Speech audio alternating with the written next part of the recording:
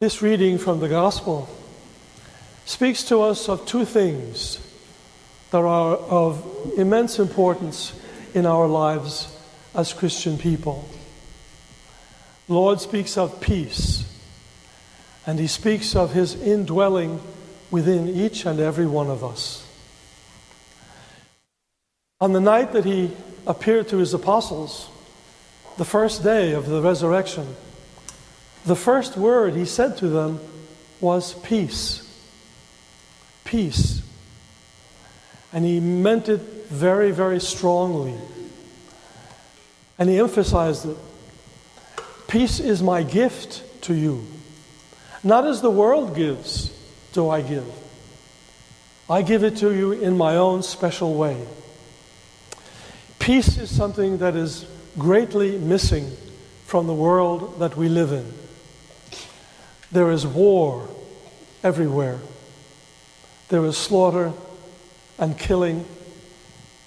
There is injustice, suffering imposed upon innocent people. And yet the Lord speaks of peace. What do we do about that? How does peace make any impression upon us? We live in a society that is not given to peace, that is not firmly believing in peace. This country has been at war for 18 years in Afghanistan. 18 years. And there are some who want to get us into another war with Iran.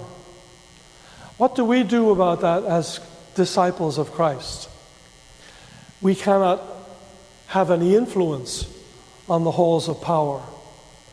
What we can do is maintain our conviction that the way of Christ, the way of peace, looking for peace, searching, working for peace, is our conviction. That's what we stand on.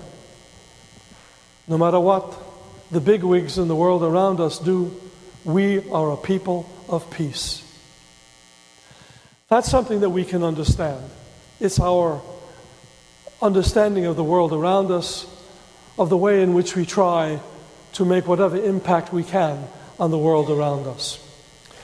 The other thing that Jesus talks about here is that if we love Him and keep His word, whether it's about peace or anything else, He will love us, and He and God will come and make their dwelling within us. They will live within us. That's something that we don't find it very easy, I think, to wrap our heads around. How can God come and be inside of each and every one of us, from the youngest to the oldest? God really dwells within us when we believe in Him and do the best we can to live by the words of Christ. How can that be? It's a very ancient and very fundamental belief of our faith community. It used to be called, it still is in a technical way, it's called grace. That word has almost disappeared from our Christian vocabulary. You don't hear it very much. But grace is a fundamental aspect of who we are when we are visited by God and He lives within us. We have to think about that. It doesn't strike us immediately the way the idea of peace does. We know that peace means trying to be in contact, harmonious contact with other people. It means nations and society trying to bring about a just social world. But that God Himself should dwell within us, that's difficult. The word grace is one that we all also know. We know what graciousness means. We know what it is to be gracious in our behavior with other people.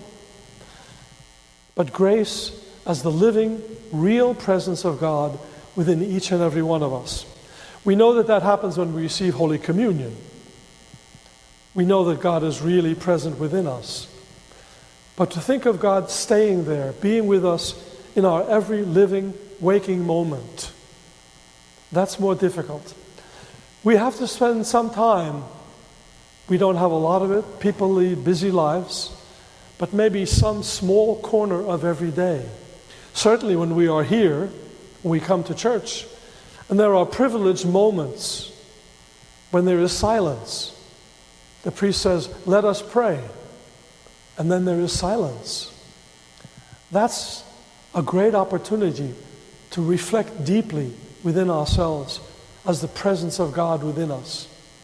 After communion, there's a brief moment, few brief moments of silence. Again, an opportunity to reflect that God is really with us, is within us. We can't do that if we're always constantly distracted by the noise and the busyness of the world around us.